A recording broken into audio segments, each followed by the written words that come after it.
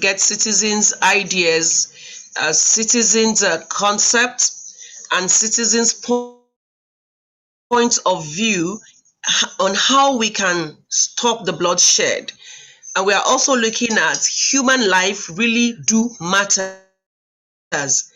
Regardless of what is going on now, some certain things are just on the ground. A lot of unrest and social vices are being transpired, and people say, oh, I have freedom to do this, I have freedom to farm, I have freedom to rear my cattle, I have freedom to say whatever I want to say, I have freedom. But yes, there is freedom of speech, but the consequences of having an open license to this freedom is very disastrous. That was part of what we discussed yesterday. I want to believe you saw some clips that were playing within the Zoom room before I came up. So different people come up and they give their contribution. It's more like a situation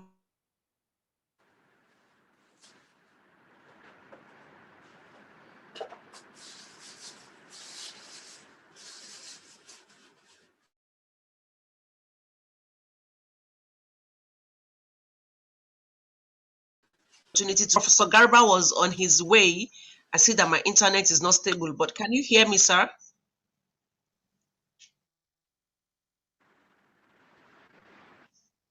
Hello, Prof. Can you hear me, sir? Yes, I can hear you. All right, sir. So on his way yesterday, we got some feedback from some certain citizens who were in his vehicle, those who were driving with him. They gave us the summary of it is, we are tired. The citizens are tired of this and they want a way forward and government to help. That is everything we got from that. That the people are peaceful, the people are just okay, safe.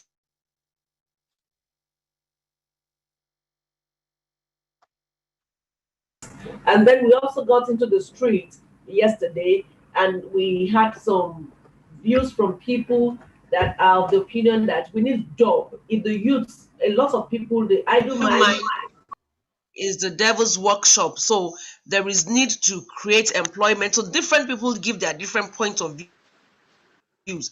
But what the program targets at is, how do we stop the bloodshed? And then what are the activities we do or that we carry out as individuals that really dehumanizes the other person, that makes our life like life is just passing.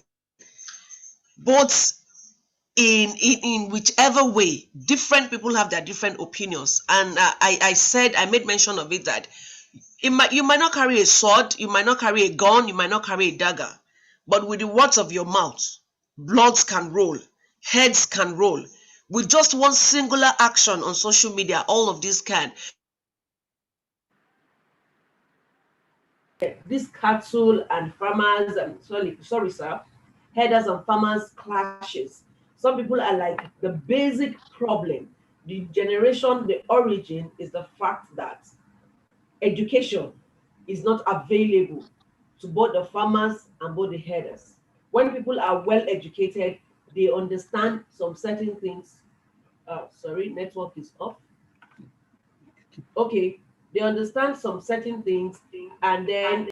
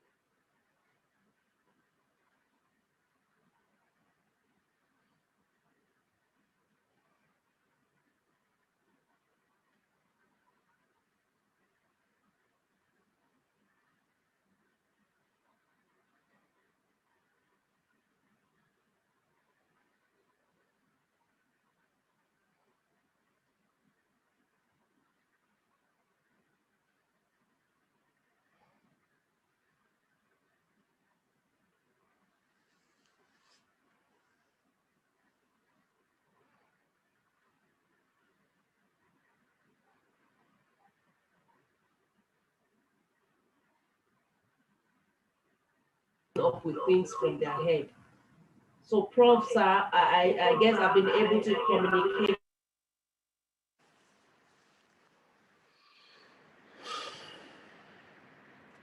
Oh, sorry. Sorry. So, Prof, I don't know if I've been able to explain what the concept is all about and how we intend to use the dialogue on this platform, forward it to government, and then say this is what the citizens are asking. Please kindly do this for us.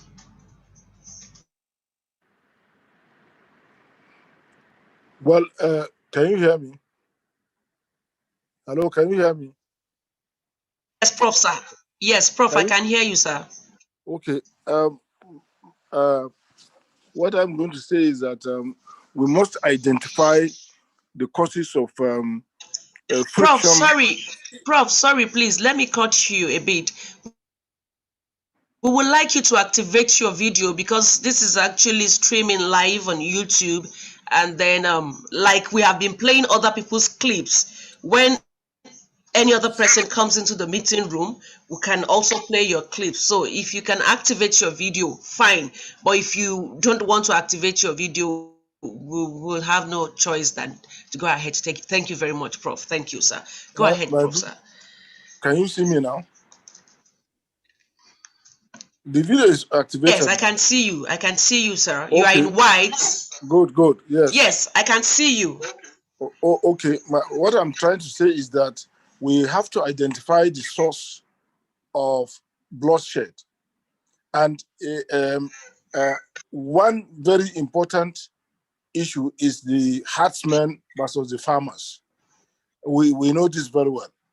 Number one, the government must take the problem of education seriously. The herdsmen are deprived of education. Now, if we had pursued the education of the herdsmen when it was first introduced as a national policy by the Babangida administration, if we had pursued that policy seriously, um, many of these Fulani, I will not say most, but many of them wouldn't have been roaming the country today.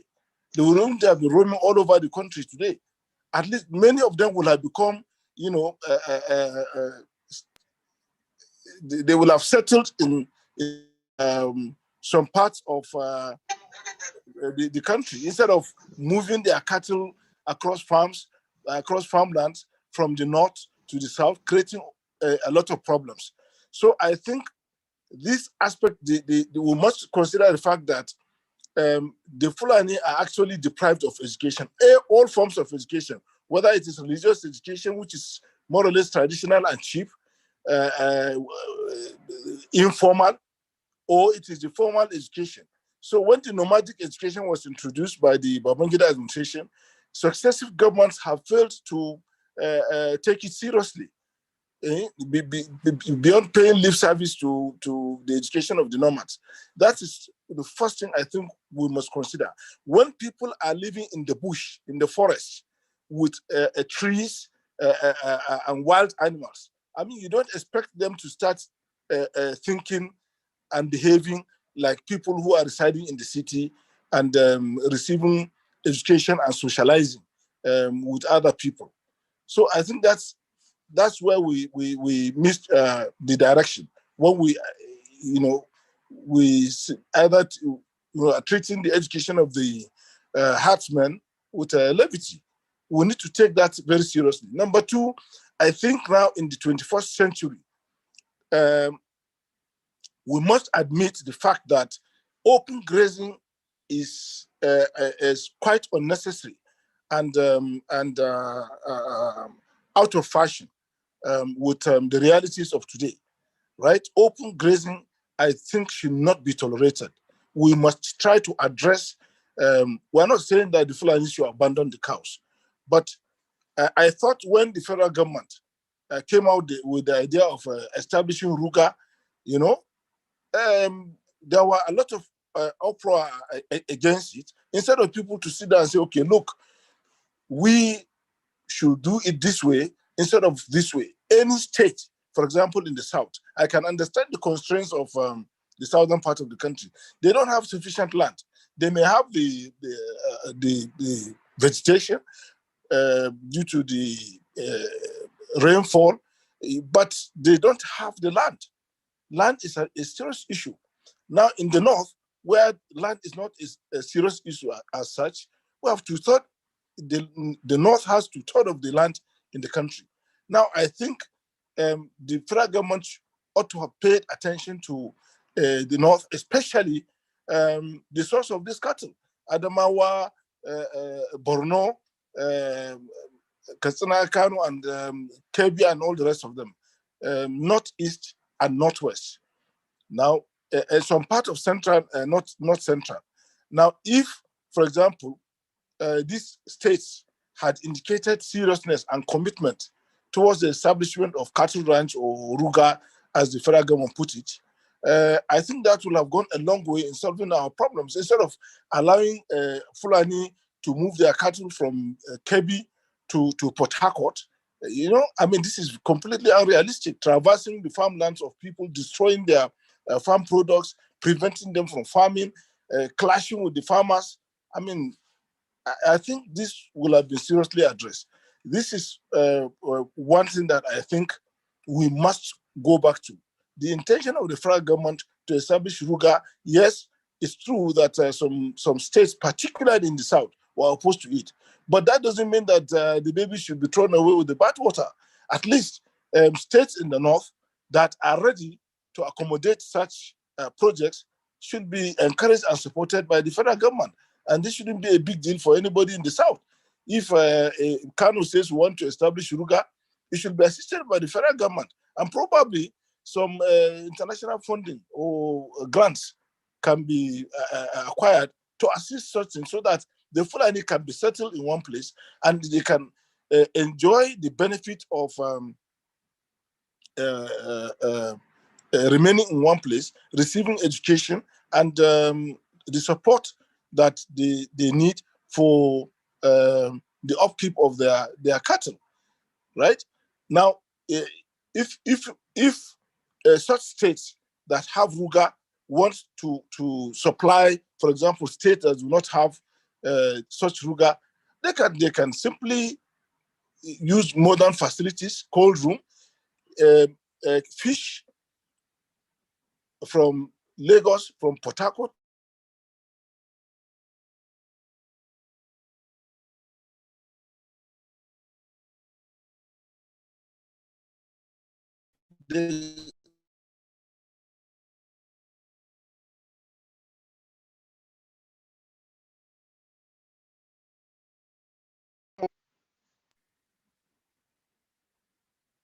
Hello? Hello? Prof, sir, I can hear you. I can hear you, sir. Okay, so what I'm saying is, if you can bring fish from Lagos, from the south to the remotest part of the north using cold room, why can't you also transport beef from the north to the south? Instead of driving cattle through people's farmland, provide facilities for them, let the cows be slaughtered and different parts of the cow put in packaged well. Those who are interested in the intestine, those who are interested in the hide and skin, those who are interested in pure beef, whatever, you can package these things and then sell them kilograms by kilogram to people who want them in the south, instead of driving live cattle from Kano to Port Harcourt or from Kebbi to Oweri, claiming that you're looking for greener pasture. I think such states in the north should be encouraged and supported, to domesticate, if you like, the Fulani, keep them in one place and supply them with all that they require to rear their cattle without disrupting farming, even in the north here. Because even in the north here, the problem is like it's all over the country. The Fulani herdsmen disrupt farming activities, harvesting, planting, and keep on quarreling with the farmers, and a lot of bloodshed. So I think if these two things are done, probably is going to reduce the bloodshed as far as the relationship between the Fulani herdsmen and the farmers is concerned in this country. Get my point very clearly. In summary, what I'm saying, I am not in support of open grazing. I am not. Whether the open grazing is in the north or in the south or in the whole country. And supporting, whether it is cattle ranch, you call it cattle ranch or ruga, such thing is the best in this 21st century. But not allowing the Fulani to move freely and graze openly everywhere in the name of freedom. Yes, it is true that there's freedom of movement. Just like you said, there's freedom of speech, but your freedom of speech stops where the rights of other people begins from. You can't, because you are free to talk, continue to insult everybody or say whatever you like recklessly. There must be control. The Fulani are, if you like, citizens of this country and are free to move everywhere, but they are not. They shouldn't be free to destroy people's farmland and create a problem between themselves and sedentary farmers all over the country. That's my contribution. Now, there is also another aspect of this bloodshed, this so-called kidnapping. This kidnapping, of course, it is not just the Fulani that are involved in kidnapping. Let's be very frank about it. We know that virtually every ethnic group, you can get criminals from among them. In fact, this issue reminds me of one critical rule of the media. The media must stop ethnicizing criminality. A Hausa man has slapped a Yoruba man. A Hausa man has killed a Yoruba man. A Yoruba man has robbed a Hausa man. I mean, it doesn't make sense. A criminal is a criminal without referring to the ethnicity of the criminal. If two people are fighting, there's no need to say Yoruba is fighting Hausa, Hausa is fighting Yoruba. No, it doesn't make sense. I think this is where the media also, they have to exercise caution in reporting disputes between people. Husband and wife quarrel. So, I mean, what is the big deal if two other people are fighting and one happens to be Yoruba, another one happens to be Igbo, or one happens to be Hausa and another one happens to be Yoruba? Why do you have to start ethnicizing criminality and people's action? A Hausa man has done this, a Yoruba man has done this, Yoruba people are, I mean, in all this type of generalization, definitely there's a problem. And all this ethnicization is inciting. It's inciting. It's like inciting people. If people quarrel, let's look at the cause of the quarrel objectively and address the issue. Usually these things are economic, pure and simple. It's not more than that. So let's face them. Let's try to investigate what the cause is. Instead of just sitting down, the media will start blowing everything up and say, Hausa man attack Yoruba in Lagos, attack Hausa. I mean, it doesn't make sense. So the media also has to exercise restraint. And when the media is involved in such thing, and government is trying to caution, the people say, the government is trying to tamper with freedom of the media. So we just have to be realistic and sincere and honest with ourselves if we want to avoid this bloodshed. Let's stop ethnicizing crime and criminality. That is very important as well. Now, I think in the meantime, let me stop here and get a feedback from maybe other people in the house. Hello. Okay, Prof, sir. Thank you. Yes, sir. I can hear you. Yes, I can hear you. So no problem, sir. We've heard. Okay, yes, the response is this, sir. Yes. If I get you, I've been able to get 2 points from you. One, okay. The education of nomads is very important. Yes. And that we should go back to what General Ibrahim Babangida proposed for the education of nomads. Yes, that's very important. Nomadic Great, education. sir. In Yes. view of this, sir, do you, in view of this, sir, do you have a grasp? Do you have the documents? Do you have the theoretical framework within you? I know government is a continuum, but trying to look for where it was kept and who did it, do you have access to that particular document that advises the government to educate nomads? If you are someone done today, can you provide that document and then No, no, no, government no, works with it no, if no, no, no, no, no. that is Please. pushed to government? Okay, let me respond this way. Look, there is a whole commission called Nomadic Education Commission. There is a whole ministry called Ministry of Okay. Education, Federal Ministry of Education. What are they doing if they don't have this record? I was not a party to the formulation of the policy.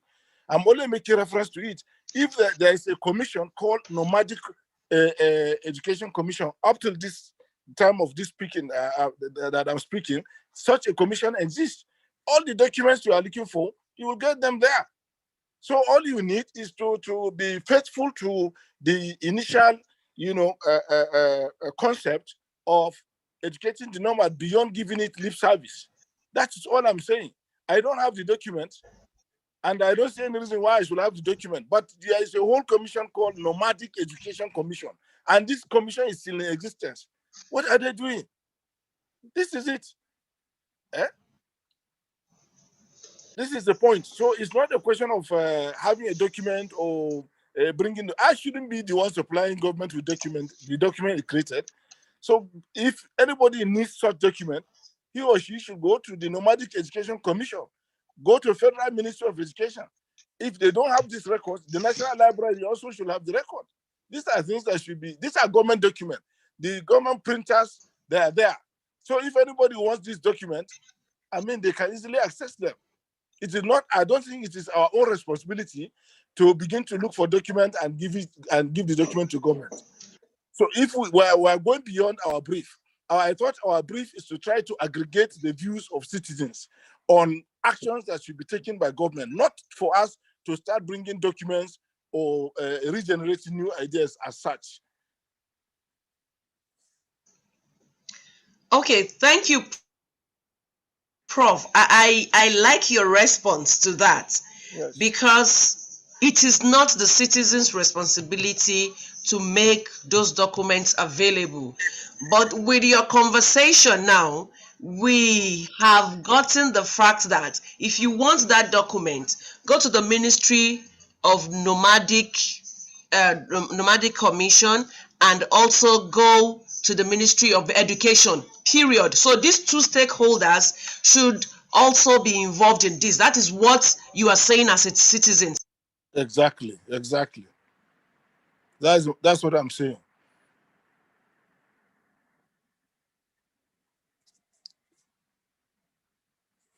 Hello. Yes, Prof, I'm with you, sir. All right, Okay. thank you, sir. The What second about? thought we got from Yeah. you, because yes, okay, go ahead, Prof. Yes, well, I was talking about ethnicizing criminality and criminals by the media. Yes, This is something exactly. that is very That's what I serious. wanted to. That's what I actually. Okay, go ahead, Prof. That's the second point. You said I picked it. Two fighting.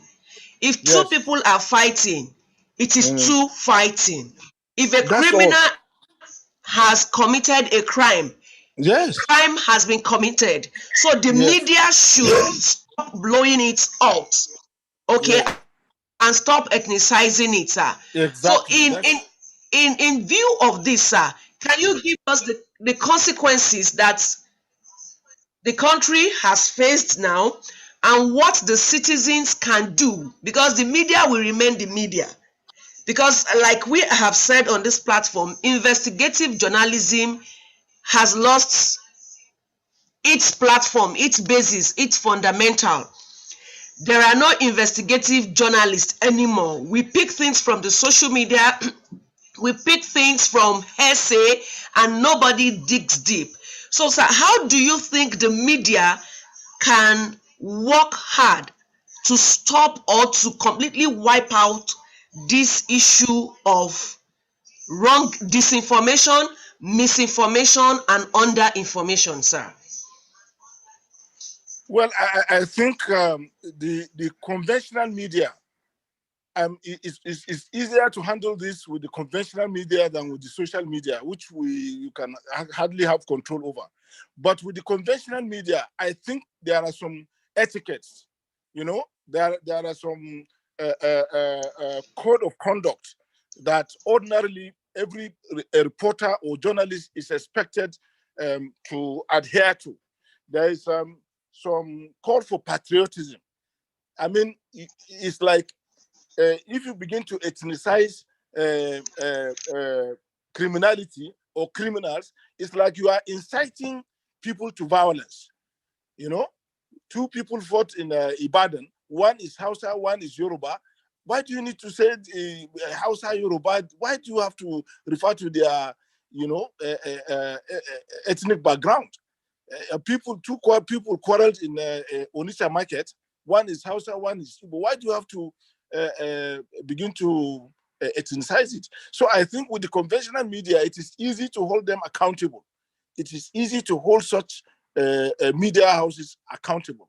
But with the social media, it's actually a different ball game. It's a very difficult thing. It's something that may require some brainstorming. But with the conventional media, I think it is possible, to work towards establishing some ethics of reporting and kind of future article writing or analysis of crisis. As much as possible, we can control this issue in the conventional media. But in the social media aspect, I think it's something that we need to think about. In any case, whether it is in conventional media or in social media, I think that we must have some basic etiquettes, and which, when they are violated, people must be held accountable. And people should not just begin to play the card of freedom and freedom and freedom, unlimited freedom. There must be some restraint. We have freedom, yes. Nobody's going to be muzzled up. Nobody's going to be gagged. Nobody's going to be prevented from saying his or her opinion. But there must be some guidelines, which the society itself must set. It's not a question of government setting it, but we, even civil society, should work towards building such a consensus that, look, we will accept this in conventional media, we will not accept this, and any media that begins to bring out provocative articles or reports, will be held accountable. As simple as that. But we should not begin to hide under the freedom of expression as guaranteed by the Constitution as a license for people to say whatever they like, and nobody holds the person or the media accountable. I think that people must account for their behaviors. Somehow, people must be held accountable for whatever they say. Because yes, you have freedom, but your freedom must not disturb or disrupt the freedom of other people. Unless we accept this basic truth, we'll just be moving around in circle, and we are just going to be dishonest with ourselves. If we continue to protect people who are reckless, people who want to exercise unrestrained freedom, in spite of the collective interest of the nation or the society, I think we'll continue to have a problem in this angle. Prof, thank you so much for your contributions. This is well appreciated. Now you have tackled the issue of education for nomads. Secondly, the media. As citizens, sir, I remember on our social media platform, Mara took us through the fact that you need to take some certain steps as a citizen before you pass an information across. And I'm sure one of our speakers too is already online, Mr. Joseph, because it's a town hall meeting. People come in and they go out. In tackling this issue of ethnicity, sir, Yes. as a citizen, what should be our role? Because where you have 4, 5, 6 people, there is a possibility that you have 2. I'm talking about a mixed environment, not maybe you are in the north, like in a workspace, in a school space. How Yes. do we relate with ourselves as citizens in handling our differences and our ethnicity? Well, you see, we must accept the uh, the heterogeneous nature of our society. Whether you are talking of Lagos, or you are talking of Ekiti, or you are talking of Kano or Kebi, I mean, the society is not homogeneous as such. There's every Nigerian you can find a chief man in Kebi, find a chief man in Kano, find a Joe man in Kano, and so on and so forth. But what is very important is for the civil society itself. You see, we should not always continue to assume that government will do everything. But as civil society, we must take the responsibility of trying to build, some uh, agreed set of etiquettes on how we relate with each other. Uh,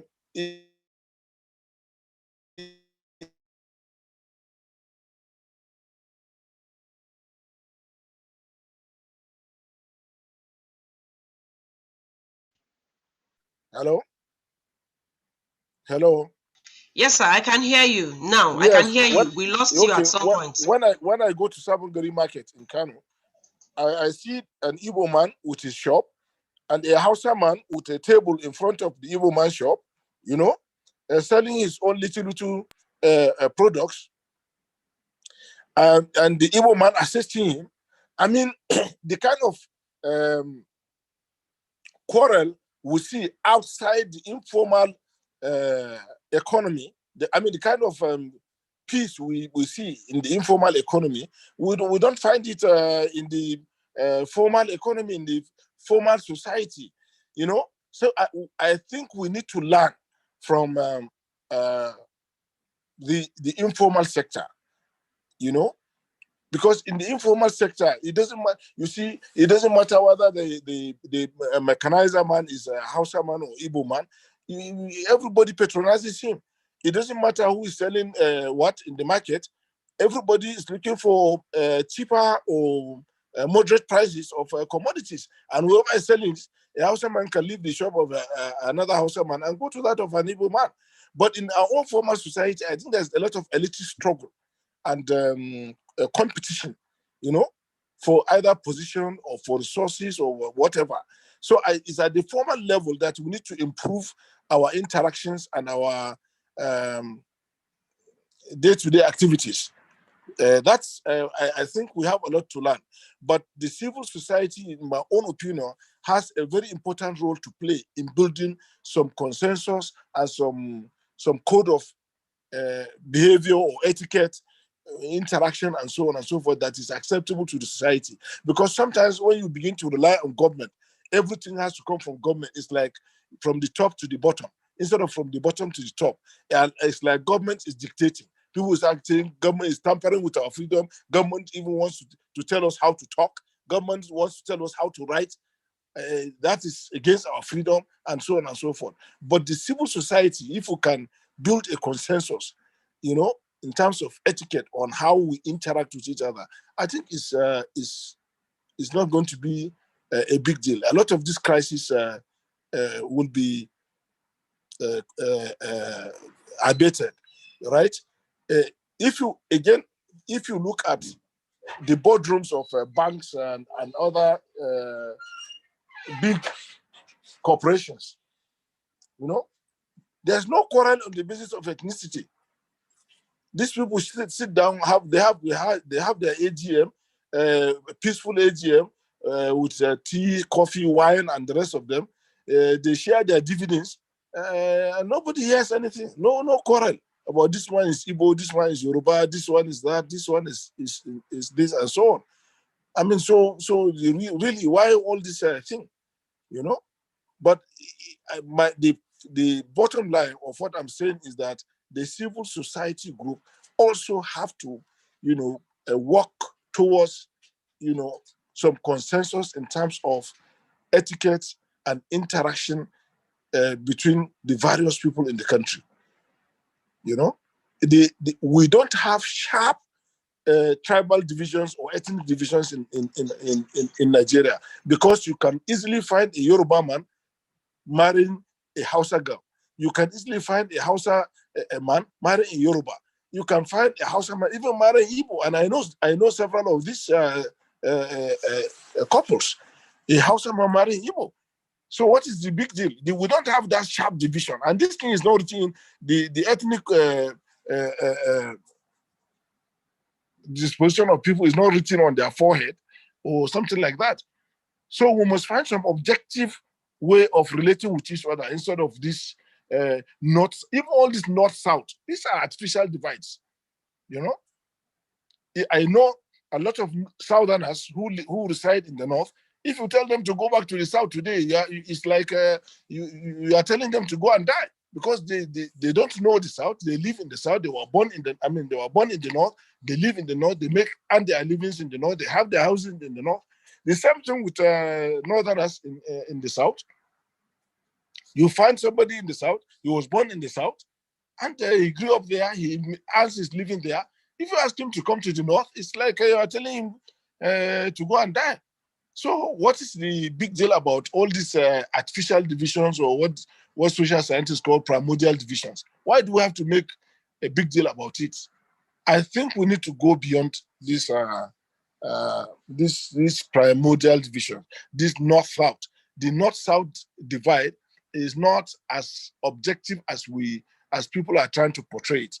The ethnic divide is not hard and fast as people are trying to present it. We have a very fluid society, we have a very fluid society. So we need to accept this reality. There's no hardcore division between the Hausa and the Yoruba. There's no such division, or between the Igbo and the Yoruba or whatever, So we must accept these basic facts if we are to make progress as a society. That's my take, please, on this.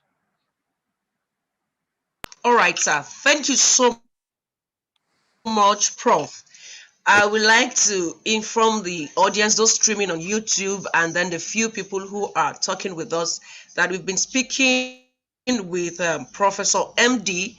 Suleiman, and he has given his points. Basically, he talked about the education of nomads. He talked about we should stop ethnicizing these issues. He said two fighting is two fighting. If you get a criminal, don't ethnicize it at all.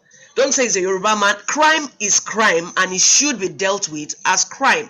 He also went further to emphasize on the fact that the media that is meant to be the watchdog most times escalates these issues beyond what it is. That what you see on the media is not one. So the ethics of journalism should be practiced. And I am very happy because we have someone in the room now who wants to talk on journalism, and then we will get in depth of that. So the issues that Professor Suleiman had raised, we would like our next guest to handle that. But while our next guest is doing that, Professor Suleiman, we would like because this is Here Nigeria. Here Nigeria stands for Hausa, H for Hausa, I for Igbo, Y for Yoruba, A for all Nigerian languages. That is, if we want to say Isha, Kolokuma, the list will be full. We will not even have a space. So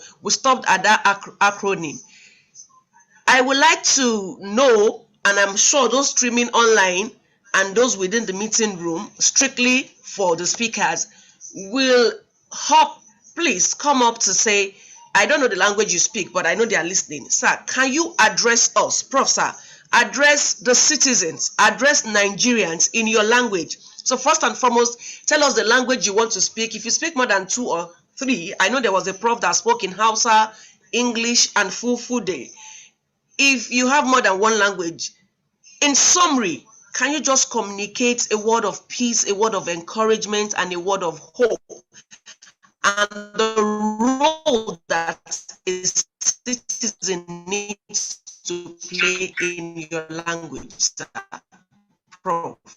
Well, I'm a Hausa man, and I speak only Hausa. Apart from Hausa, the only language I communicate well with is the English language. So I will speak in Hausa. In summary, abubuwan da nake faɗa game da matsalolin Najeriya, irin zub da jinin da ake a ƙasar na tamu, shine na farko ya kamata mu fahimci menene yake kawo wannan yawan zub da jini din. A yanzu abin da ya fi addaban mutane shine maganan manoma da makiyaya. Makiyayan nan suna kora shanunsu cikin gonakin manoma, la'alla gonakin nan a arewa ne ko a kudu ne ko a ina ne ma dai a ƙasar nan dai suna kora shanunsu, suna ma manoma barna. To a dalilin wannan ana samun hatsaniya.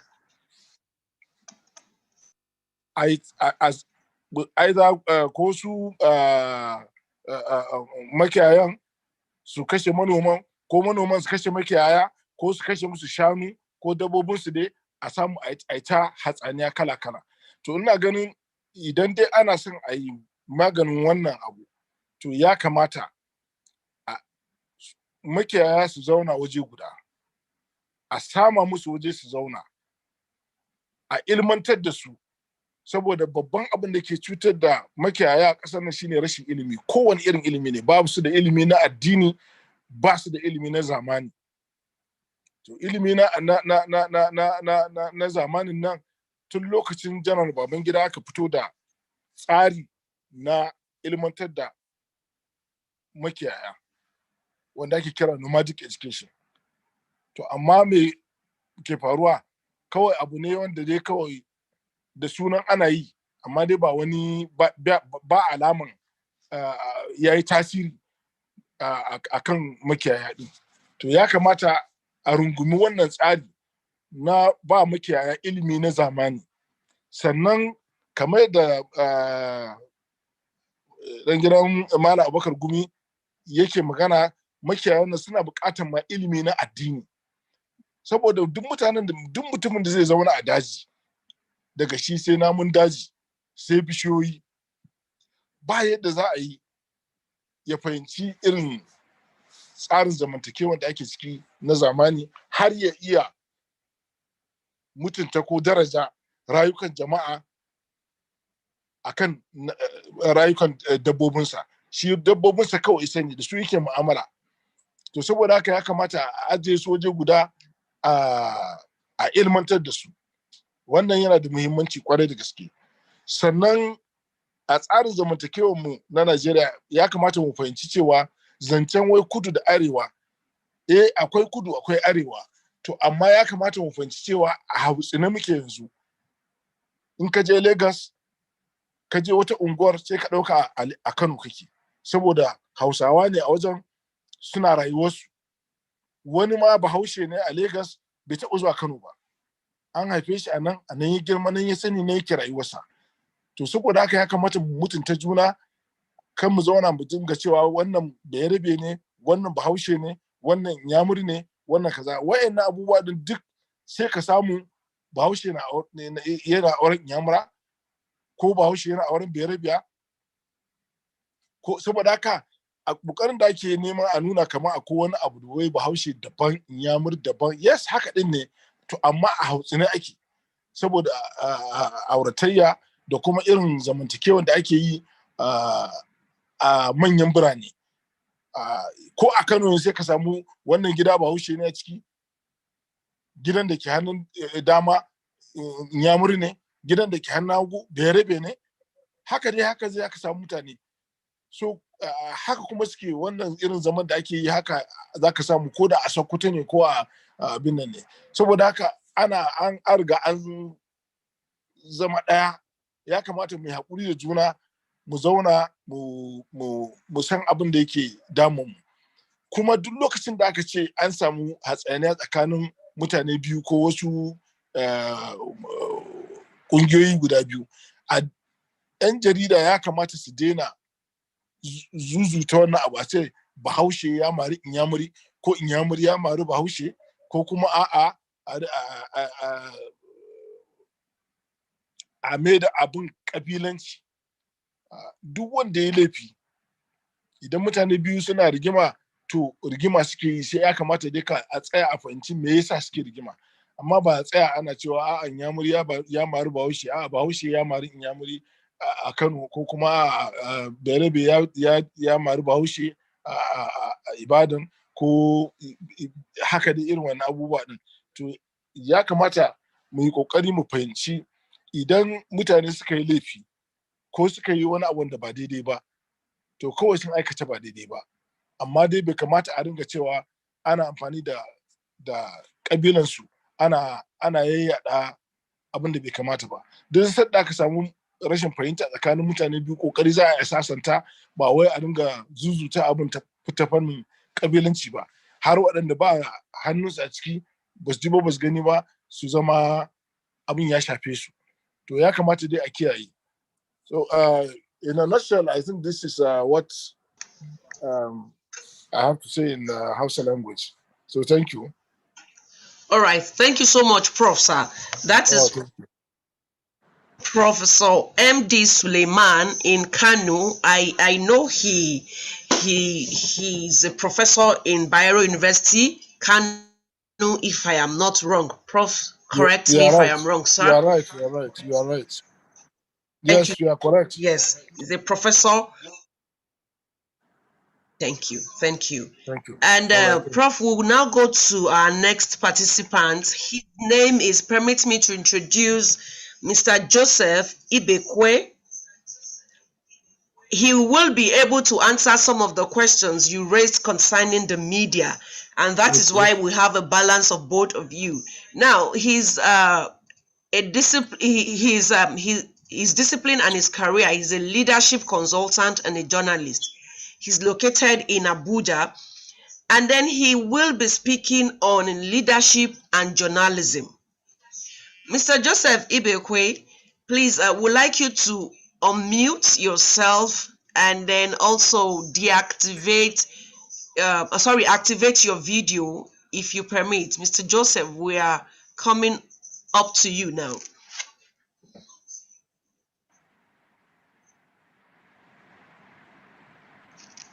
Can you see me? Yes, I can see you, Mr. Joseph. Yes. Okay, let me check my light. Yes, I can see you. Let me check my lighting system. Okay. Can you see my face?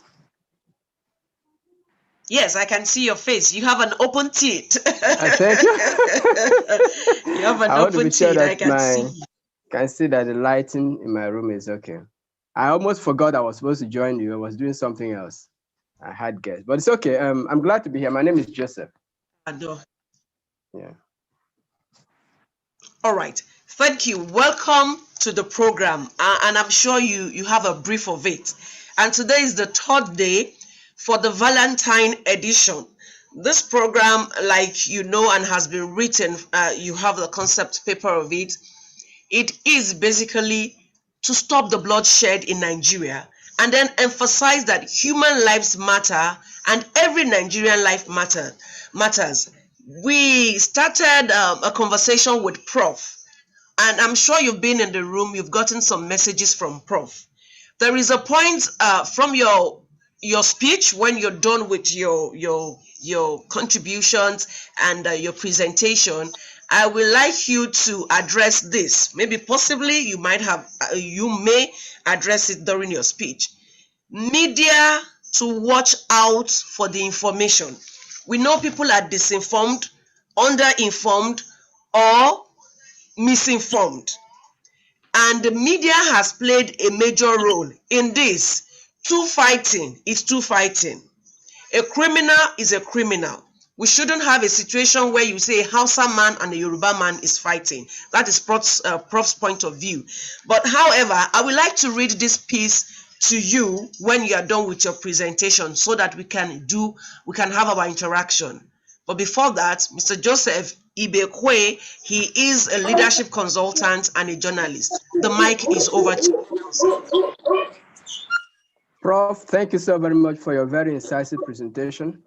I appreciate you for your work. And also thank you, Hyena, for Nigeria, for this opportunity and platform to discuss and to talk. And because you see, it is by talking that we can listen to each other.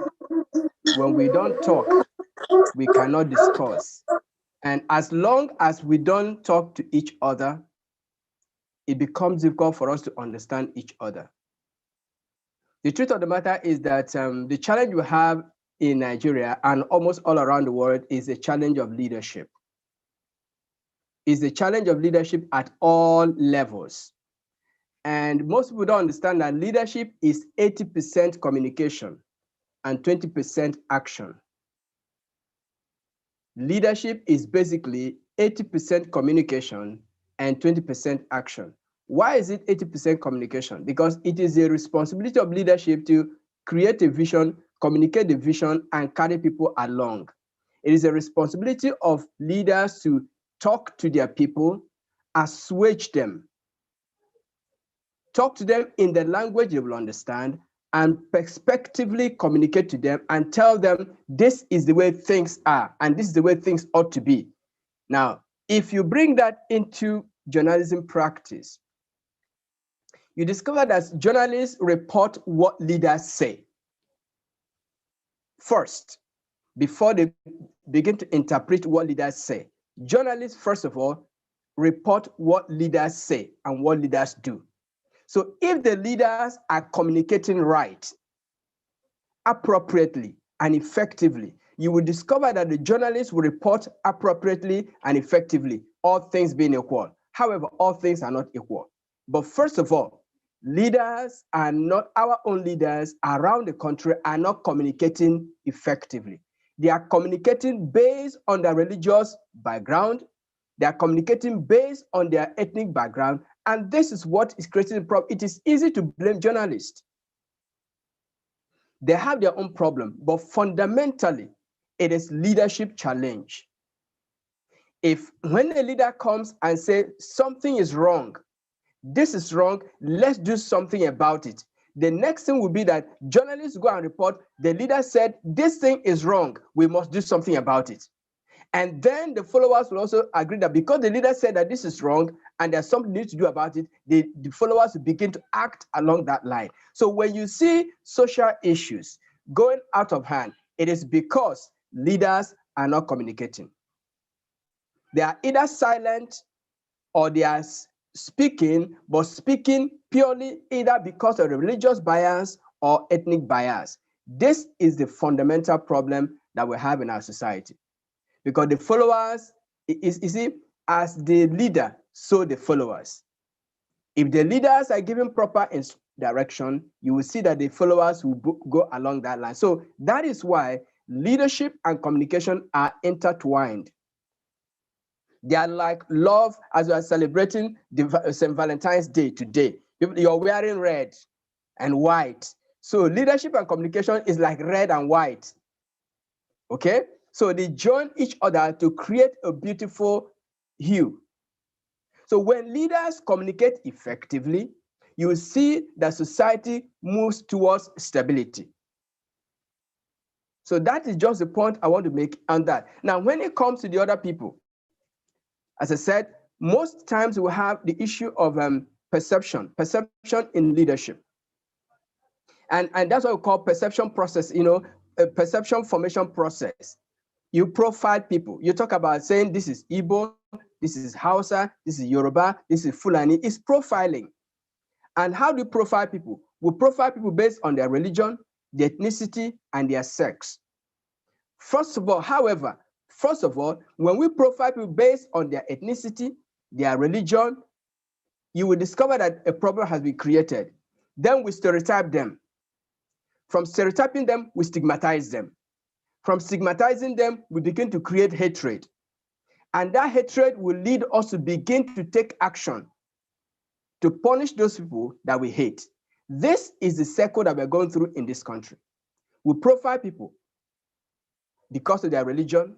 We profile people based on their ethnicity. And when you come to politics, all these things that exist on all strata of our lives, public life, ethnicity, religion, sex.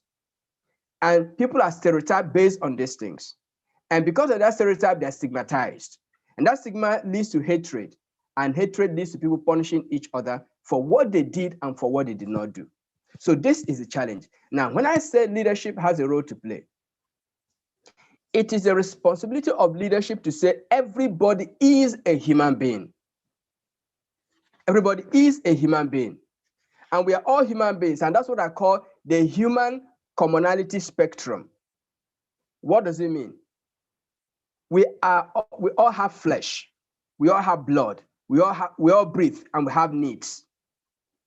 Flesh, blood, breath, and needs. All of us, we all have flesh. We all have blood. We all have breath, and we all have needs. Every human being has need, whether you are blood, whether you're black, whether you're green, whether you're male, whether you're female, whether you're religious or not. Everybody has these needs. So a leader must begin to see people purely from these four basic things of flesh, blood, breath, and needs.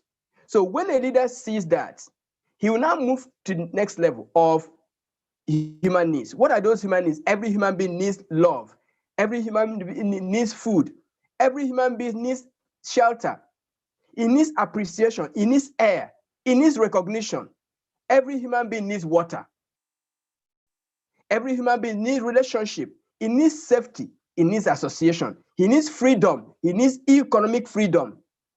So these are basic needs that every human being needs. Now, it is a responsibility of leaders to look at issue based on these needs. This person has this need for economic freedom. This person has need for economic freedom. Does it make sense for somebody in trying to create his own economic freedom, destroy another person's opportunity for economic freedom? So whoever is doing that, a leader will come and look at it purely from that perspective. Whether the person is from my tribe or from my religion is not important. The issue is that what this person is doing is destroying this person's opportunity to enjoy safety, to enjoy economic freedom, or to be associated with other people that he wants to associate with, or to go where he wants to go, or to have access to food. So when we begin to see this thing from this perspective, you see that society will begin to make progress. So that's why I say everything begins with the leadership. It is the leaders that do these things. So now you talk about perception, leadership and perception. It is a perception that leads to treatment. The way you perceive people will determine how you treat them. Wrong perception will lead to wrong treatment or unfair treatment. Right perception will lead to right treatment or fair treatment. So the key points I'm making here is that everyone has needs. Everyone, whether you're black, whether you're green, whether you're Yoruba, whether you're Igbo, whether you're Hausa, whether you're Fulani, whether you're Tiv, every human being has needs. And those needs are yearning for fulfillment. Now, how are you going to fulfill them? So I said the key things I want to mention is that everyone has needs. And everyone is seeking for opportunity to meet his or her needs. Everyone is seeking opportunity to meet those needs that are important to him. Now, no one person, nobody has the capacity to meet all his needs. Nobody. Nobody has the capacity to meet all his needs. And that is why you need other people. Some people seek to meet their needs by denying other people the opportunity to meet their own needs. This is the problem. Some people are seeking to meet their needs and they are denying other people the opportunity to meet their own needs. This is the problem we have. Why is this so? There are many reasons. Number one reason is because of greed. Greed. What is greed? Greed is simply selfish or excessive desire to have more than is needed, more than you require, especially when it comes to money, wealth, power, land, or other possessions. You want to have more land than you're supposed to have. You want to have more money than you're supposed to have. Want to have more possession than you're supposed to have. So in the process of trying to do that, you undermine other people to take what belongs to them and appropriate it to yourself. This is what is creating the tension in the society and in our country. So how do you do it? So why do people crave for extra possessions? They want to show off. They want to exercise power over others. They want to intimidate others. They want others to worship them or to bow to them.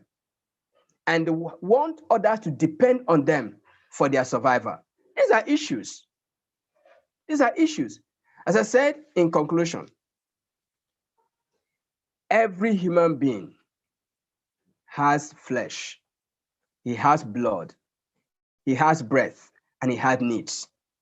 It is the responsibility of leaders to take a look at these things and see this person is struggling to meet his needs. And in struggling to meet his need, is he doing it legitimately? That is why you have laws in society. When I'm trying to meet my own needs, how am I doing it to be able to, so that I do not stop the other person from meeting his own needs? That is where the government or the leader comes in. No, you can't have this. What you're doing is stopping the other person from. So government comes in as an adjudicator. But when government comes to take sides, our system has created our society is sided. People in government are sided. They are sided because of ethnicity. They are sided because of religion. This is the fact. Nobody can deny it. And the moment our leaders come to this truth and acknowledge that they are sided because of religion, they are sided because of ethnicity, and look at human beings as human beings, whether they are black or they are white, it is this thing that they are doing that are creating the problem. The people, whether they are in the forest or they are in the market, they are whatever place they are, what they are doing is because of what the leaders have given permission. That is all because I'm speaking now as a leadership consultant. And as I said, as a journalist, it is what the leaders communicate, the body language, the spoken and the unspoken are the dimensions of the leader that the followers carry through and take it to the marketplace. So if, as I'm speaking to you now, our leaders, let's say governors, Mr. President, they go on radio tomorrow and begin to speak to our people. Ladies and gentlemen, we are all Nigerians. We all have needs. We want everybody to pursue the fulfillment of their needs, having respect to other people's needs. You will see society, the tension will come down. It's not a complex thing. It is because the leaders don't want to face the truth. The leaders are living in denial because they are, I don't want to use foul language, but this is the fact on the ground. And when our leaders accept this truth and are ready to face it, then we know that we are in the right direction to make progress. But as long as the leaders do not accept this truth, Nigeria can never make progress. This is the truth. I rest my case. Thank you very much.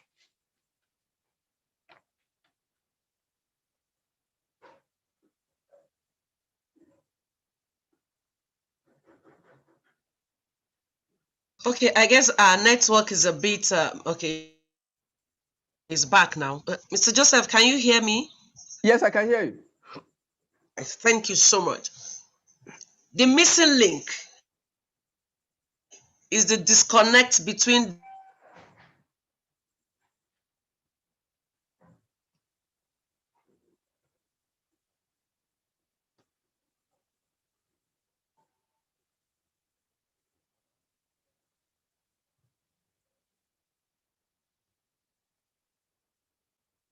I can't hear you.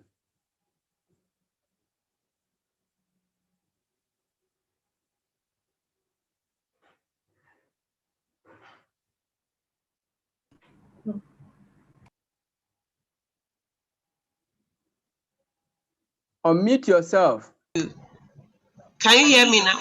Yeah, I can hear you can now. you hear me now? Yes, So I can. I take it up from your last point of thought. Yes.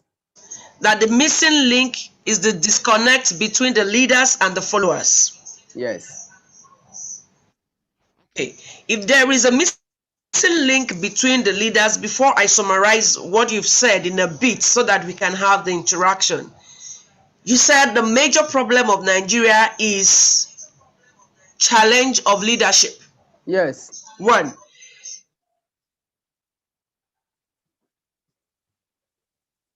If you still can hear me, good. So that you know that we are following you. And then I don't want to go to that the journalists report what leaders say and what leaders Basically. do. Yes. As the leader, so is the followers. Yes. So that takes me back to the missing link, which is disconnect between the leaders and the followers.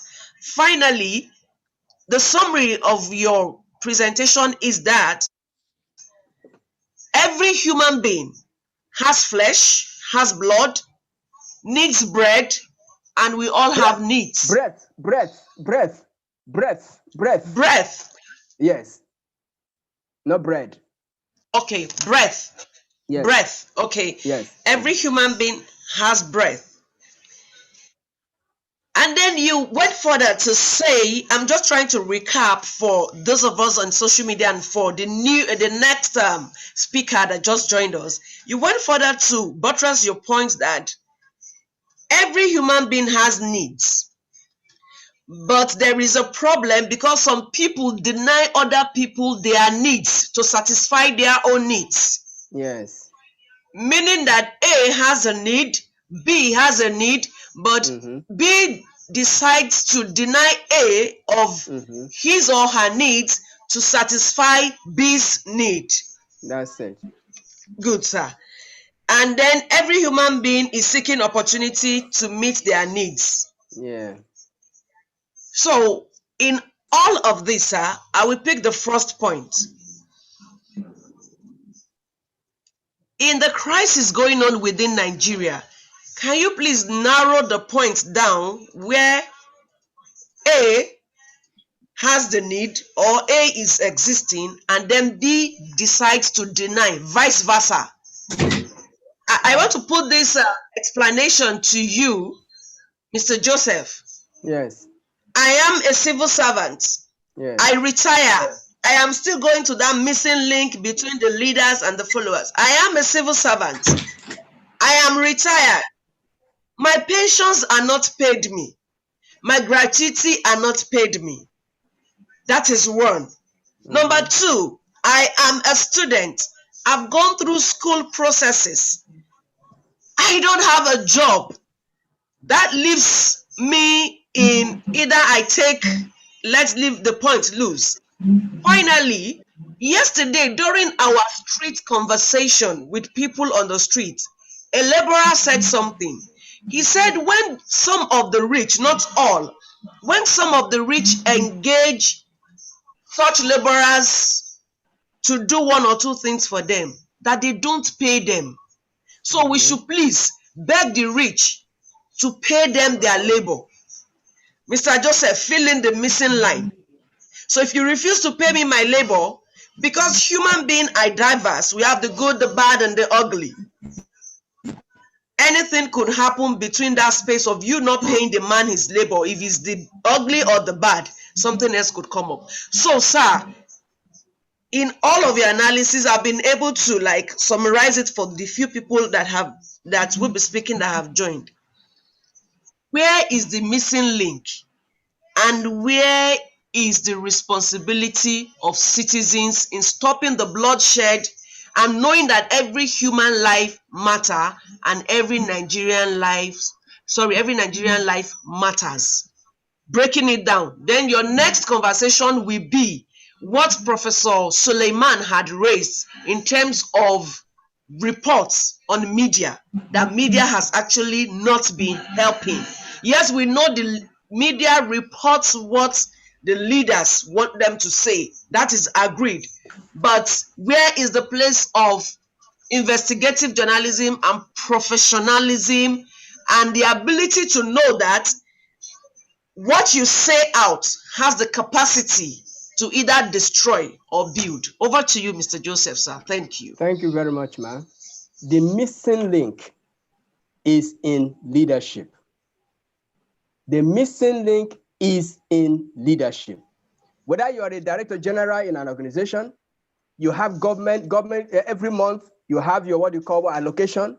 Instead of using it to give to staff what they belong to them, the DG will carry all. or carrying 90% of it. Whether it's a permanent secretary, whether it's a minister, whether it is a local government chairman, whether it is this is the missing link. The leaders don't do what they ought to do. They do not communicate to the people. You work as a civil servant. When they engage you in a job, they told that when you finish serving, we'll pay your pensions.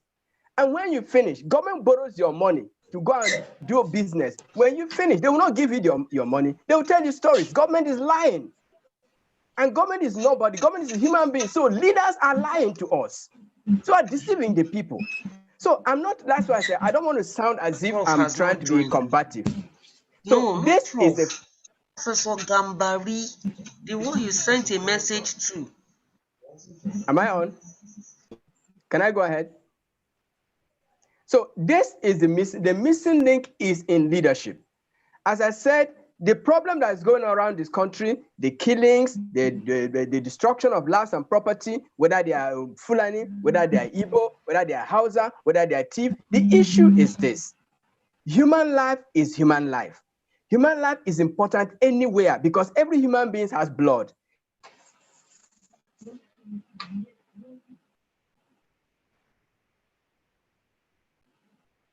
Human being has needs, and don't we find a way to ensure that everybody has access to something that they need without destroying another person's opportunity to have access to what they need? That's why we talk about equity and fairness. As long as you don't see things from the perspective of equity and fairness, you think that some people ought to do something and get away with it. That is the problem. That's what they call impunity. When people do things and believe that when they do whatever they do, they get away from it, that is impunity. And if one person can get away from what he has done, the next person will be encouraged to go and do whatever he wants to do. That is where society becomes unstable. That's where we are right now. And as I said, if leaders, our political leaders particularly, whether they are local government level, whether they are state government level, whether they are federal government level, they begin to communicate effectively, telling their people that, look, we are all Nigerians. This thing you're doing, you're destroying somebody's farm, you're killing somebody's cow, you're burning somebody's shop, it is not good. Because this person, you're stopping him from enjoying his life. So what is the problem? Let us learn how to do business or relate with each other, honoring each other, respecting each other's right to have access to opportunities. When we begin to see things from this perspective, you will see that the tension in the society will go down. Unfortunately, our leaders, most of them don't do it. They take sides based on their religion, and they take sides based on their ethnicity. So when they take sides based on ethnicity, people from their own side will jump up, protect. And the other people that are taking sides against will now begin to rise. So you see clashes all over the place because the leaders are the ones that allow it to happen. That is it. Number two, the area of communication. You see, it is easy to blame journalists. We must understand that the world we live now, I practiced journalism on the mainstream when the internet was not there. Today, everybody is now a journalist. Everybody can report whatever they see, whether they vet it, or they don't vet it. When we practice journalism, what we learn in journalism school is that you don't report what you call, if you see a dead body, you're not supposed to show it on the media because it violates human sensibility. But these days, people will video a dying person, video somebody killing somebody, and you put it in the media. This thing violates human sensitivity. These days, our sensitivities are dead. So you don't blame, it is not the traditional media that do these things. It is the new media that do this thing. Because when you say the media, you must understand the media you're talking about. Are you talking about the new media, the social media that has no license, that everybody is their own media house? You generate your own story, you produce your own story, you publish your own story. There's no what we call check. Nobody checks it. The journalism we practiced was not like that. There are things I cannot put in the media because I'm trained to be development-minded. Development journalism looks at the positive side of stories. Even though I'm going to communicate something that is negative, I'm going to communicate and see the positive side of it so that the society will be stable. But that is not what we are. So it's not completely to blame the journalists of today. Now, when you talk about investigative journalism, it costs money to generate news. It costs money to get news. So who pays the journalists For me, I'm in Abuja. Who pays me to go to Sokoto and investigate a story? Who pays me for it? If nobody's going to pay me, I'm going to stay in my room and create a story because you must hear something. This is the problem. So who pays a journalist to go and do investigative journalism? So it's not easy. It's not just enough to blame them. The question is, it costs money to generate investigative reports. And if nobody is willing to invest in that area, forget about investigative reports. You have to make do with what you have. That's where we are. There's no magic about it. If you cannot put money where your mouth is, forget it. So I'm not trying to cover the journal, but I've tried to explain to you that this is the way it is. One more thing I like to say is that today is Sunday. If tomorrow, our political leaders who have access to the mainstream media, go and say, look, we are all Nigerians, and we know that everybody has a need. Let us ensure that in your in trying to meet your own needs, make sure you do not spoil another person's opportunity to have their own needs met. If they begin to communicate in this direction and provide logistics and provide materials that make it easy for people to begin to live, you will see that the tension in the society will go down. Unfortunately, our leaders are not going to do it. They will not do it because they are not going to, they like the tension. They like the problem because it gives them army of people to make them remain in power, remain in politics, supporting them either because of their religion or supporting because of their ethnicity, because it protects their interests. They are not interested in the masses because the masses are suffering because of the negligence of the leadership. That's all I have to say on that. All right. So, Mr. Joseph Ibekwe, thank you so much for your insights. Thank you so much for your and everything you've said. Now it's well assimilated. Our leaders will not. If our leaders will not, what can the citizens do to get them accountable? Because government is intertwined. Okay. You have the leadership and you have the followership. But before I do that, because we are about rounding up the program for the day, I would like to introduce Professor Garba Cow so that he can come up with this conversation. We just wrap up the conversation. We need to shut the program for the day and then resume, at least close down this particular segment of the program. Professor Garba Cow is a professor of linguistics, Bayero University, Kano, and then he is the chairman, board of translators for Here Nigeria. We've been working with him for a while. Prof, it's good to have you. You've been very supportive. We know that you took us through the journey from Borno to Kano yesterday. We spoke with some persons in the vehicle, and then we had the perspective of some Nigerians, and that has been very, very wonderful. I learned a lesson from you, Prof, yesterday. You traveled from Borno to Kano, and you arrived in safety. But some other persons might not be lucky to enjoy such luxury. I am beginning to think, is there a place where Mr. Joseph Ibekwe mentioned that some people rob other people of their needs to satisfy their own needs?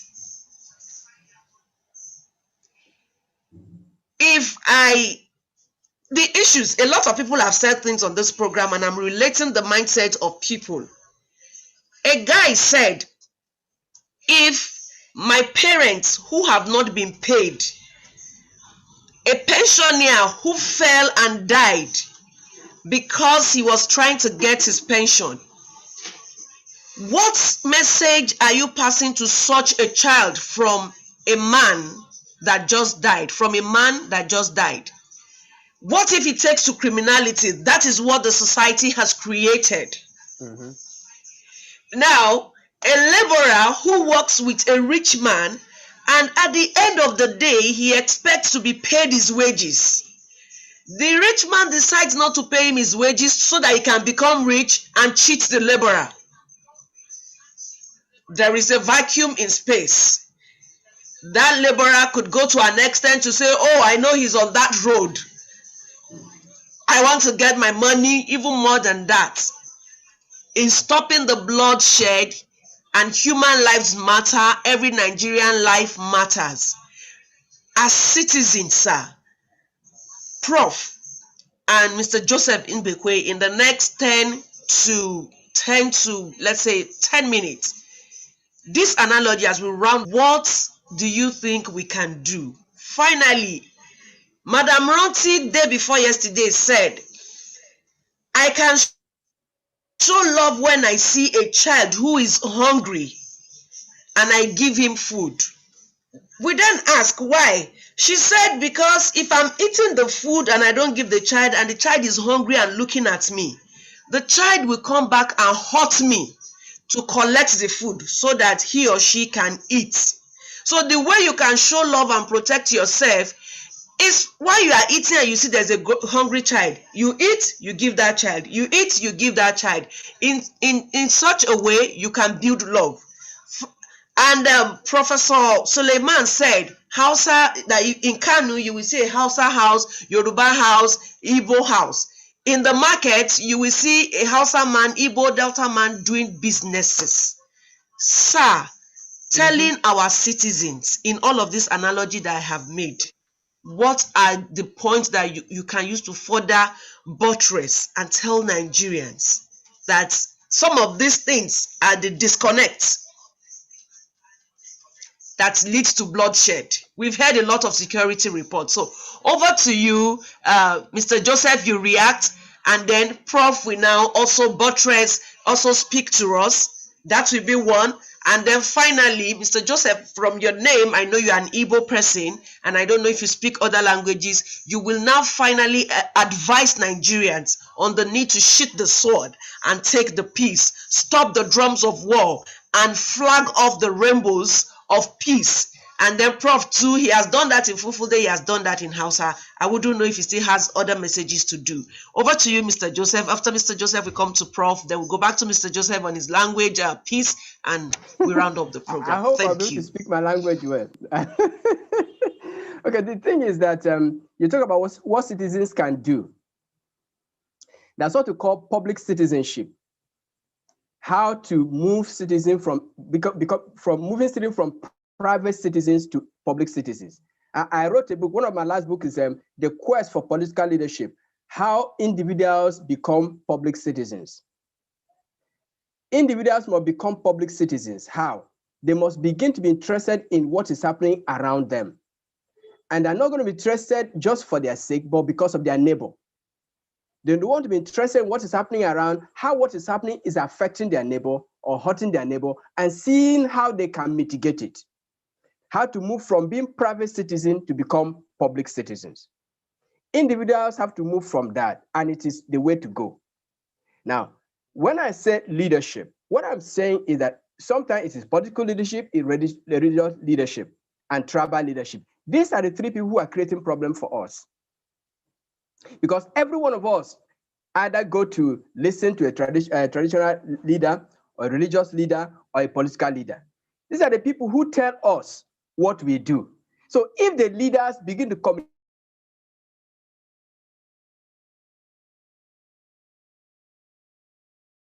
actively, you will see that you see Igbo, you see Hausa, you see Yoruba, they are doing their businesses. But suddenly, they begin to see each other as enemy. Why? Either they have gone somewhere and have heard something that begin to change the way they perceive each other. This is what causes the problem. So citizens must move from being private citizens to become public citizens. But it's a process. It's not something you wake up, it's a process. Now, I want to say that our people, Bikon, onyo awola,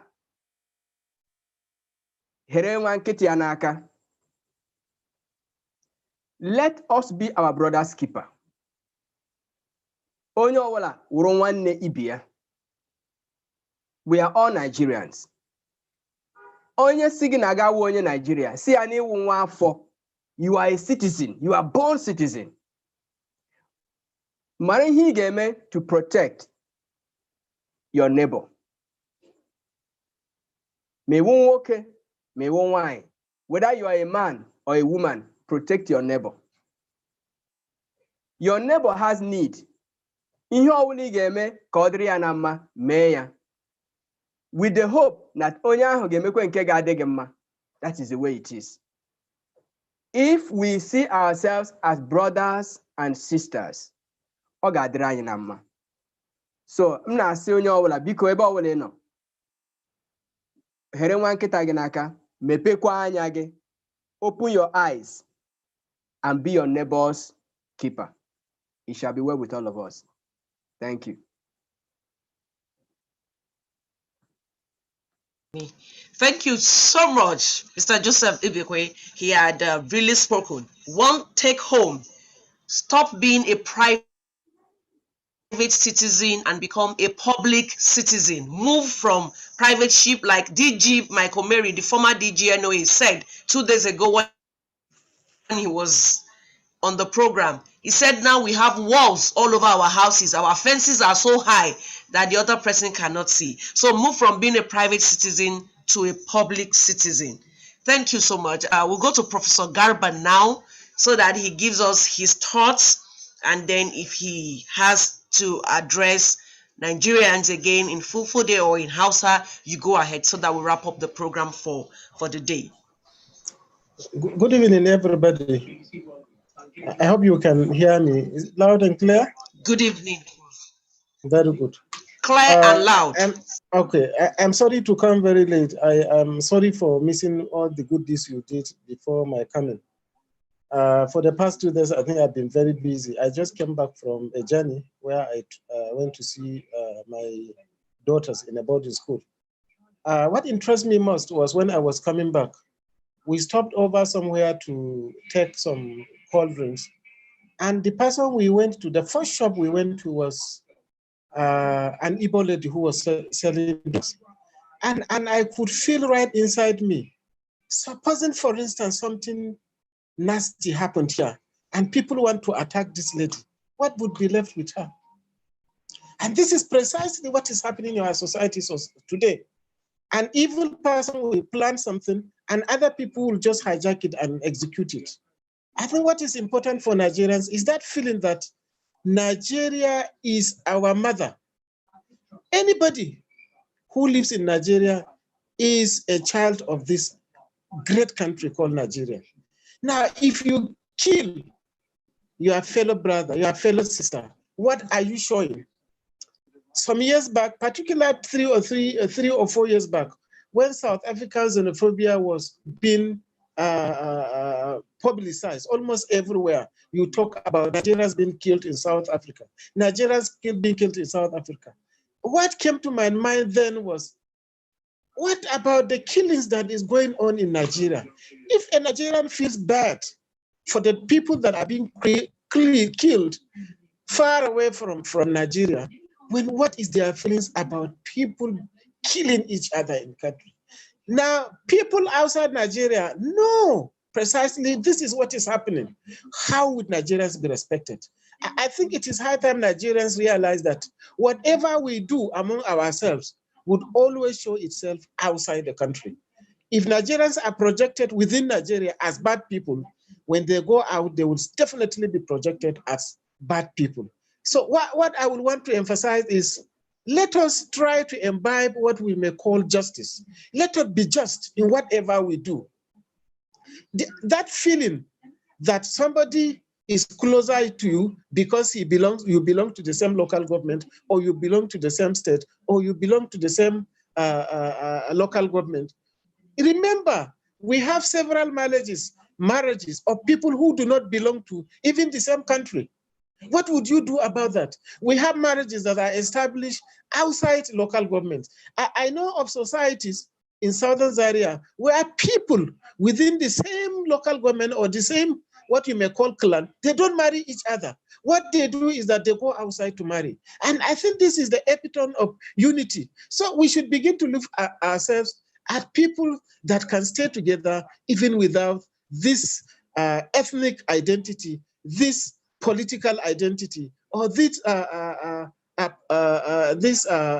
local government identity, that Nigerians should have that feeling right inside them that Nigerians, the name tag Nigeria and Nigerians is more important than any other thing. I am quite impressed with what Joseph has said. A lot of the media, what we consume today, is those things that are perpetrated by, I think, what I will call ignorant journalists. I don't always feel very happy when pictures of people who have been killed, people have been burnt, or items have been burnt. I don't always like this. I don't know where people's sympathy or heart goes to when people begin to post these kind of things. Are we trying to project the picture of Nigeria? This thing will not stop here. It is usually taken outside. People see it, they absorb it. Therefore, whenever we misbehave outside or anything happens, they will say, no wonder they are Nigerians. I think we need to project Nigeria as a good country. Killing, no matter how small or big it is against all the dictates of our religion. No religion will want killing. No religion condones killing. And if I could go back to the holy books, the holy book said, thou shalt not kill. It is one of the first laws that was given to Moses. A Muslim, a Christian, a Jew, that is across the board, whether you belong to the three. And most of the times, we are all Abrahamic. We all belong to the three religions. We are Muslims, we are Christians, we are also Jews. And the first rule in those religions is, thou shalt not kill. If thou shalt not kill is across, why would you go killing somebody?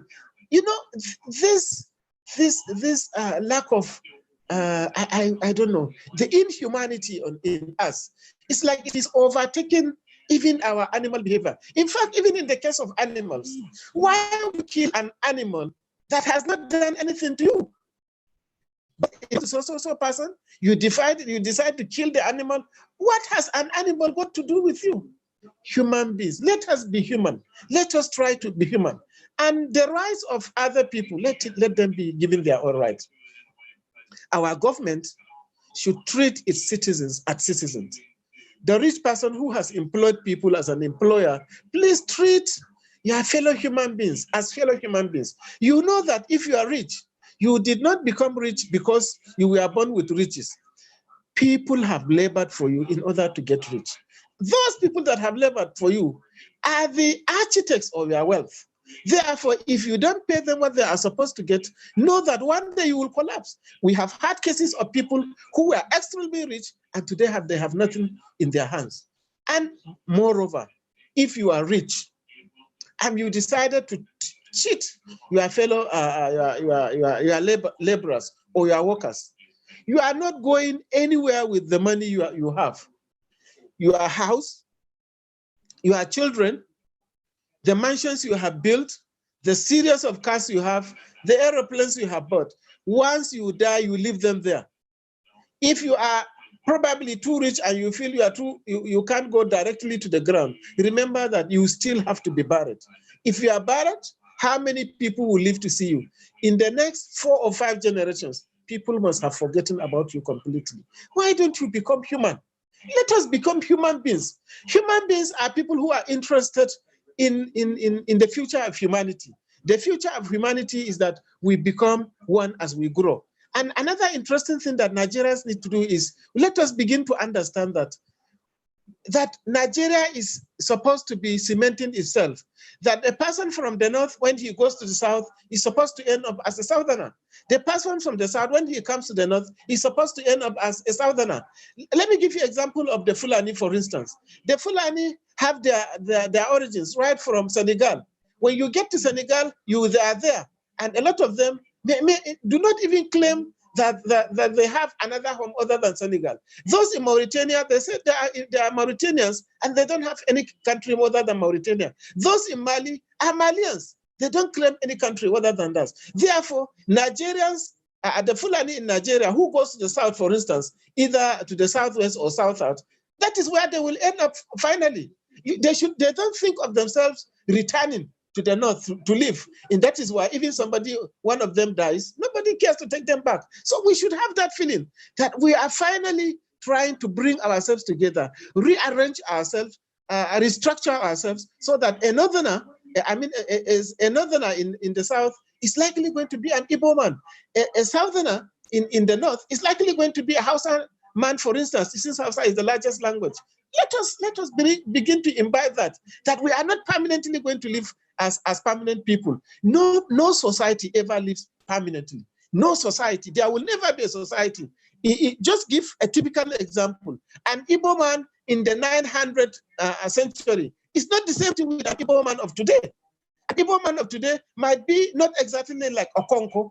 He would be a different person entirely. We change religiously, we change politically, we change culturally. We continue to change. We are always changing, always changing. So a person who is a Yoruba man today may turn up to be an Igbo man tomorrow. After all, with marriages, there are marriages that have been contracted where a wife is probably an Igbo woman. She completely turns into to give birth to children that are Yorubas, and vice versa. It continues. Human beings, please let Nigerians feel safe anywhere they are. Let Nigerians feel safe wherever they are. Let us not kill. Kill is not going to lead us to anywhere. It is rather going to live with us forever. In as much as we believe that there is a day of reckoning, that one day we will all wake up to account for what we have done. Nobody, and any linguistic or any tribal leanings will come and tell you that I am the head of Igbos in your time, therefore I'm going to save you. It will never happen. The head of Muslims is going to save nobody. When you live, when you are resurrected, you are going to live on your own. So the good things you have done are going to live with you, and the bad things will continue to live with you. You will not call anybody and tell them, you push me to do this, therefore could you please save me? I think it is not going to happen. Nigerians, let's love each other. Let's have that feeling. Let the feeling of love, or particularly the Valentine love, let us live with us. Let us learn to accommodate each other. It is by accommodating each other that we can live. After all, how many years do we have to live? Highest 100 years. Whether you like it or not, you are going to die. Even nobody kills you, you are going to die. You could see death coming. Anybody who is 50 years, 60 years old, could right away from now would see himself almost getting to a point of no return. Why do we have to kill? What will happen if you have an aged father who is 70 years, who is 90 years, and people are pursuing him? Oh my God. Why? Why, Nigerians? Why? A small kid, a baby on her mother's back, somebody pursuing to kill. Oh my God. I think we need to change. Nigerians need to change. We can't continue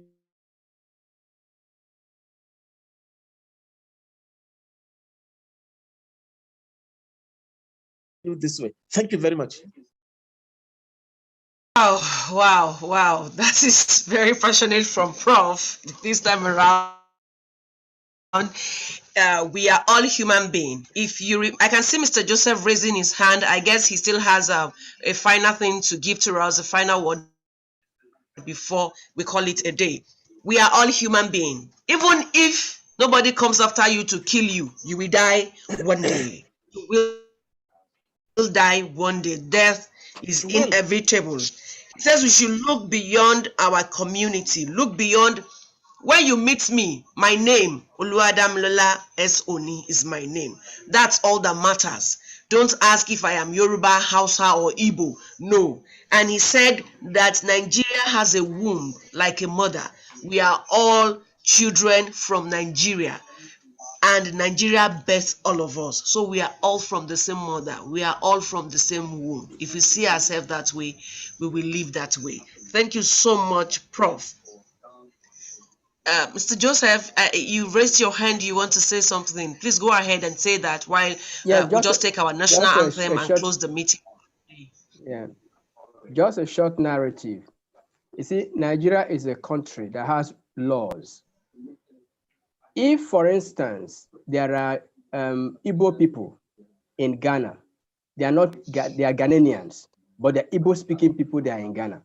If they want to come to Nigeria, they will come to Nigeria, get passports, and live. And they want to live in Nigeria, they will have to go through the process and live according to our laws, even though they are Igbo people living in Ghana. If there are Yoruba people who are in Brazil, if they want to come to Nigeria and live in Nigeria, they have to come here, get passport, follow our due process, and live in Nigeria and do business in Nigeria. The same way, if there are Fulani people who are in Senegal or in Mali or wherever place they are Fulani people, and they now want to come to Nigeria, they should also be able to follow the process, register as Nigerians, and also do business in Nigeria. And then, but not when they come. They now say everywhere belongs to them. It doesn't work like that. Now, or when you now go to a place, you want to do your business.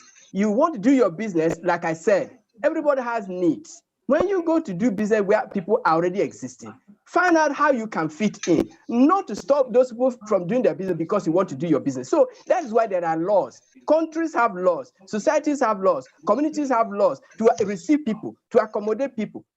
It is when people come and begin to obstruct or disorganize the way that society has been running before, that is where you create problem. This is the narrative that is happening in Nigeria, which we must call attention. That's why it is the leaders that will say, oh, excuse me, this is not right. This, if you want to live anywhere, anybody can live anywhere. But when you go to where you have to live according to the laws and the rules governing that place. Whether you're doing business, you want to marry, anything you want to do, that's so-called rule of law. Societies are governed by rules of law.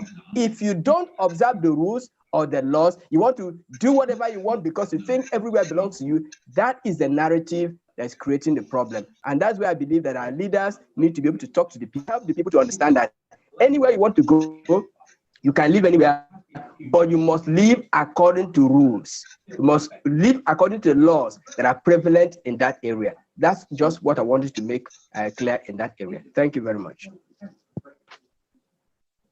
All right. On this note, I would like to say in summary, Prof had been so passionate about that. So if you want to migrate from one point to the other, there are rules and there are guidelines for you to go through. In a situation where we do not have leaders who hold people accountable, you can't come to my house and ask that you want to live in my house. Definitely, I will accommodate you, but you follow the rules to my house. I remember Professor Suleiman made a phrase. He said, nomadic education is very important.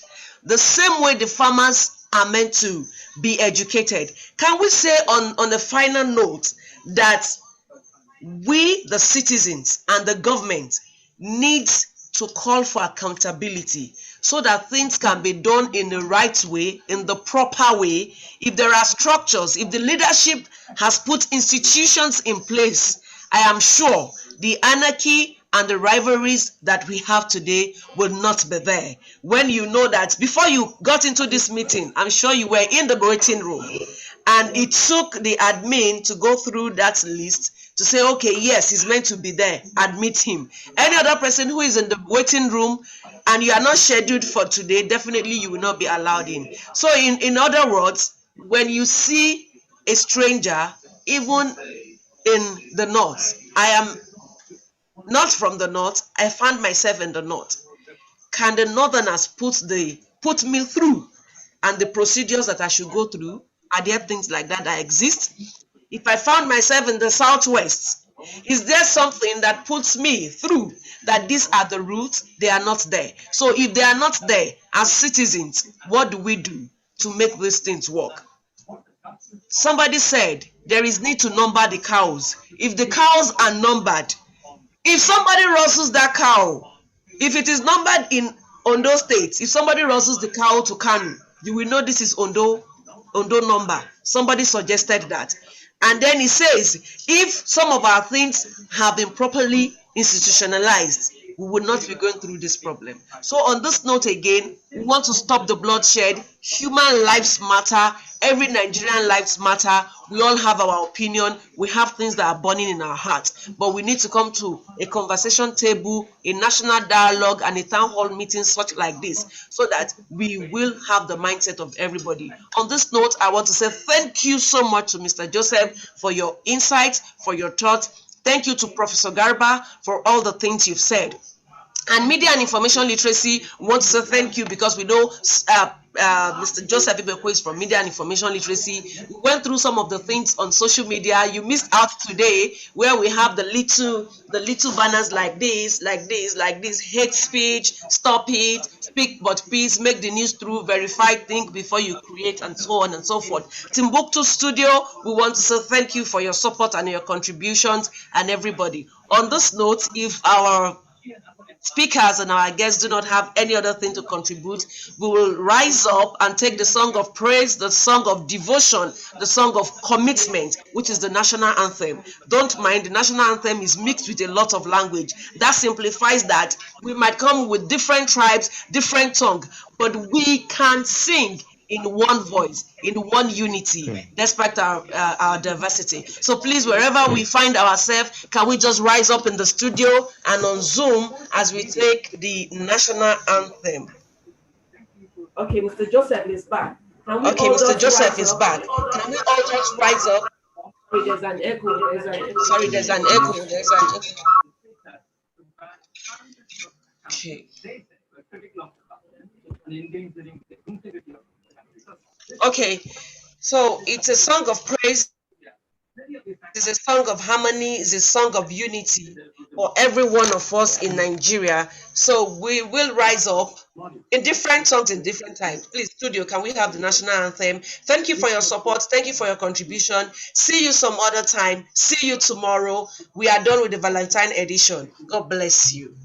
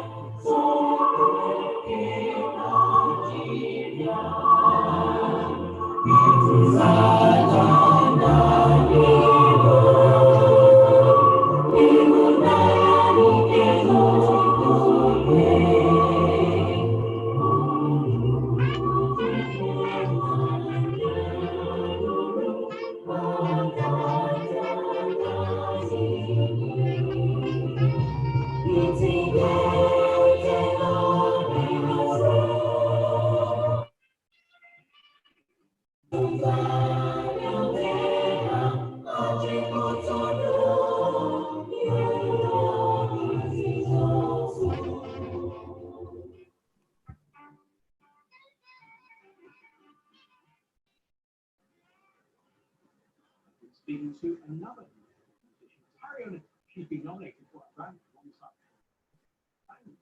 alongside how hard the music community is always hit by the pandemic.